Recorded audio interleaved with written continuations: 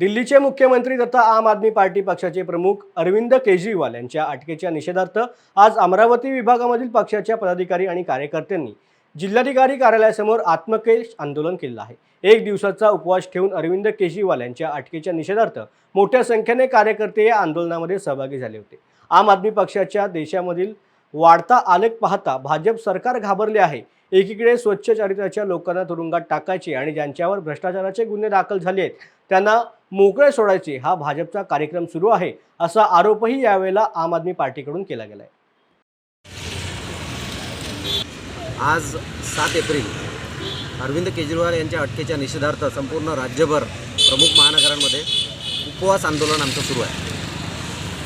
BJP सरकारने जे constitution आणि लोकशाहीची जी हत्या चालवली आहे, ज्यांच्यावर आरोप आहेत ते सरेआम घुमत आहेत आणि ज्यांनी काहीच केलेलं नाही त्यांच्यावर बेकायदा अटक करून त्यांना तुरुंगात डांबण्याचं काम चालू आहे। लोकशाहीची सरासर हत्या आहे। स्पष्ट लोकांना दिसते आहे की हे काय या देशामध्ये सुरू आहे। आम आदमी पार्टी आक्रोश करते आहे। आम आदमी पार्टीचे प्रमुख नेते यांना जेलमध्ये टाकलं आहे, कुठलंही रिझन नाही। PMLA कायद्याअंतर्गत काहीतरी खोट्या तरतुदी किंवा खोट्या तक्रारी करून जेलमध्ये टाकून या सार्वत्रिक लोकसभा निवडणूक 2024मध्ये आम आदमी पक्षाचा वाढता आलेख पाहता, या पक्षाला मिळणारी प्रचंड लोकप्रियता पाहता विद्यमान भारतीय जनता पार्टी घाबरलेली आहे। हे स्पष्ट होते। आम्ही वारंवार सांगत आलेलो आहे। रामलीला मैदानावरची गर्दी काही मोदी मीडिया यांनी ती गर्दी दाखवली नाही, परंतु प्रचंड मोठी गर्दी तिथे रामलीला मैदानावर होती।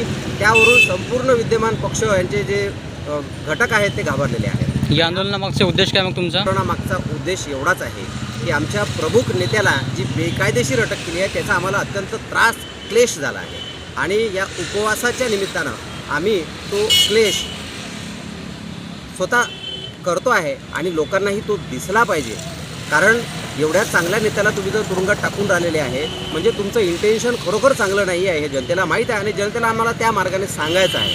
हा एक सत्याग्रहाचा मार्ग आहे जो महात्मा गांधींनी आपल्याला दिलेला आहे। तुमचं नाव? मी ॲडव्होकेट डॉक्टर प्रवीण बारंगे, अमरावती महानगर अध्यक्ष, आम आदमी पार्टी।